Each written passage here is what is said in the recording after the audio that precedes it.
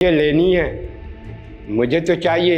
میرے والد جو ہے نا وہ تھوڑے سے جذباتی یا سائیکو ٹائپ بالکل پاگل ہیں. 5 سے 6 دفعہ انہوں نے ہاتھ اٹھایا اپنی بیوی پہ. بیوی کے انکار نے چچا کو مجرم بنا دیا. لڑائی جھگڑا موت کی شکل اختیار کر گیا. 40 سال جس کے ساتھ گزارا اسی کو ہی موت کے گھاٹ اتار دیا مگر صبر نہ آیا.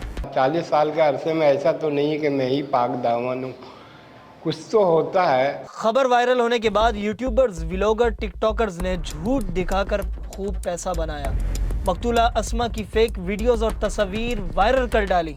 یاسر شامی نے بھی بہتی گنگا میں ہاتھ دھو ڈالا. اور ایک بندے سے سوشل میڈیا سے جو میرے کو بہت ہی شکایت ہے وہ یاسر شامی ہے. اور اس میں کیا بولوں, میری ماں کا نام آسما تھا اور آسما کے نام سے اس نے گانا گایا ہے.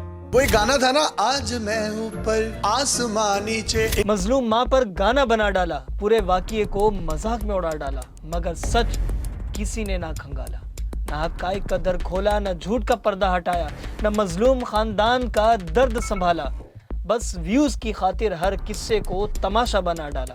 بیٹوں کو مجرم بنا ڈالا, پورے واقعے کو مذاق میں اڑا ڈالا.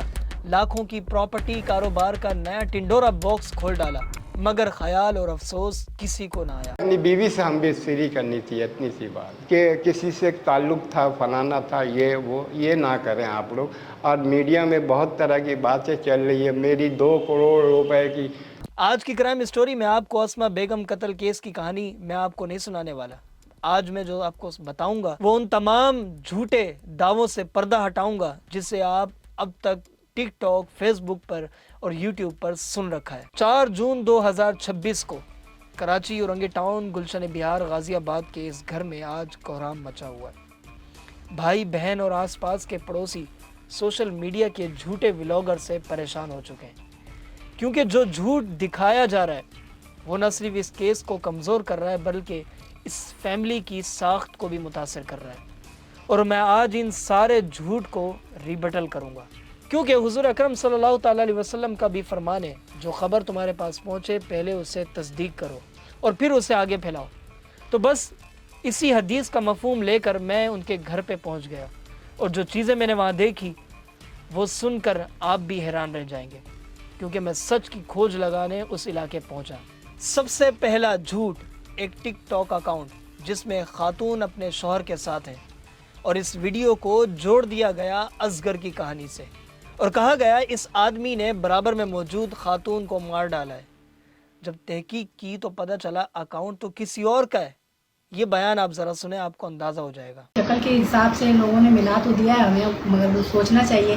الحمدللہ میں تو زندہ ہوں, آپ لوگوں کے سامنے ہوں.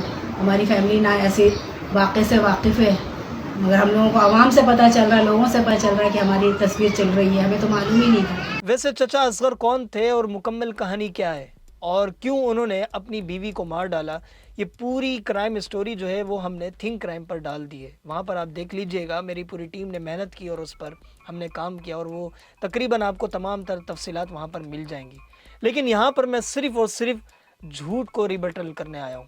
4 جون 2026 کی رات گھر میں صرف اصغر اور اسما تھے. دونوں بیٹے نائٹ شفٹ پر گئے ہوئے تھے. اصغر نے اپنے دل کی خواہش کا اظہار کیا, اسما نے ہمیشہ کی طرح انکار کر دیا. اصغر نے تھپڑ مارا, اسما نے دراز سے کینچی نکالی اصغر کو مارنے کے لیے مگر خوش قسمتی سے وہ بچ گیا. اور پھر اصغر نے لوہے کی راڈ اٹھائی اور پھر بیوی کے سر پر مار دی. اسما وہیں ختم ہو گئی. اصغر صحن میں جا کر بیٹھ گیا. فجر کی اذان ہوئی, وضو کیا, نماز پڑھی اور خود تھانے جا کر گرفتاری دے دی. جرم کا اعتراف بھی کیا اور کہا اگر سزا پھانسی ہے تو میں اس کے لیے بھی تیار ہوں. جیسے یہ خبر پھیلی جھوٹ کا طوفان کھڑا ہو گیا. پہلا جھوٹ تو میں آپ کو بتا چکا ہوں کہ ایک ٹک ٹاک اکاؤنٹ جو کہ آپ نے اپنی اسکرین پر بھی دیکھا.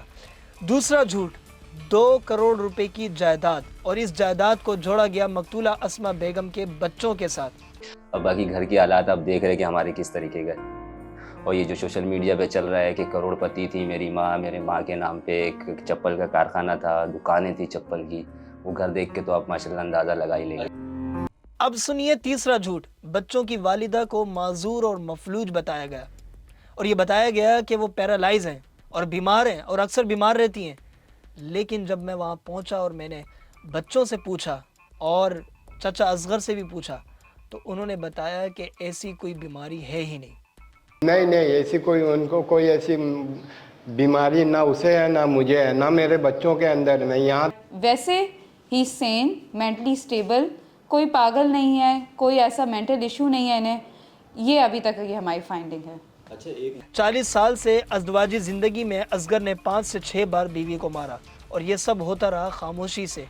न पड़ोसियों ने पूछा, न रिश्तेदारों ने, न सोसाइटी ने, क्योंकि हमारी सोसाइटी में डोमेस्टिक और ख़ास कर मैरिटल को यानी गैर फितरी तरीके से अपनी ज़ौजा से मुतालबा करना, इसको बिल्कुल नॉर्मलाइज समझा जाता है।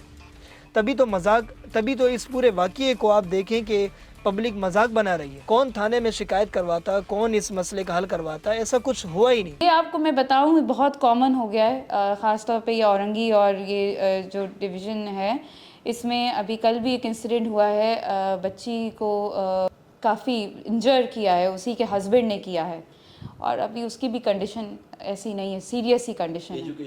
रिपोर्ट्स के मुताबिक मियाँ बीवी के रिश्ते में जबरी या गैर फितरी ताल्लुक के शिकार खवातीन में PTSD यानी कि पोस्ट ट्रॉमेटिक स्ट्रेस डिसऑर्डर खवातीन में ये पाई जा रही हैं। अज़दवाजी जिंदगी में जिनसी तशद्दुद के नतीजे में कमर दर्द, सर दर्द और खुदकुशी के ख्यालात भी खवातीन के अंदर रिपोर्ट किए जा रहे हैं। इस तरह के तजर्बात से खवातीन में एंजाइटी, डिप्रेशन, एतमाद की कमी, जज्बाती खुला, इसी तरह से बहुत से मसाइल खवातीन के अंदर पैदा हो रहे हैं, और लड़ाई झगड़े के मामलात भी पैदा हो रहे हैं। और अभी आप देखें कि असगर और अस्मा की कहानी में भी यही लड़ाई झगड़ा हमें नजर आया, और उसकी वजह क्या है, उसकी वजह मैं आपको पहले ही बता चुका हूँ। अब ज़्यादातर खवातीन जो हैं वो अपने आप को बचाने के लिए बीमार होने का बहाना करती हैं। दरअसल मसला पता है क्या है, हमारी सोसाइटी में कहा जाता है कि घर की बात घर में रहे, मगर इस बार ये बात एक औरत की जान ले गई है। और सबसे ख़तरनाक बात पता है क्या है, चचा इस्लाम का नाम लेकर गलत बयानी कर रहे हैं। 4 शादी का इजाज़त दिया, ये भी मुझे मालूम है यार, सब कुछ। मैं चार बीवी को संभाल सकूंगा, या एक दूसरी बीवी को? मैं एक बीवी को 40 साल तक मैं अपने घर नहीं बना सका। अब मैं इस पूरी कहानी का खुलासा बयान करने लगा हूँ। असगर ने रात में बीवी को मारा, नमाज भी पढ़ी, शायद तौबा भी की होगी, शायद अल्लाह से माफ़ी भी मांगी होगी, लेकिन अस्मा बेगम अब वापस कभी नहीं आ सकती। आज चचा जेल में है, लेकिन वो सोच अभी भी आज़ाद है जिसने उसे इस नहज पर पहुंचाया है, और वो है एक औरत का इनकार। और ये इनकार मज़ीद कितनी जाने लेगा ये कोई नहीं जानता।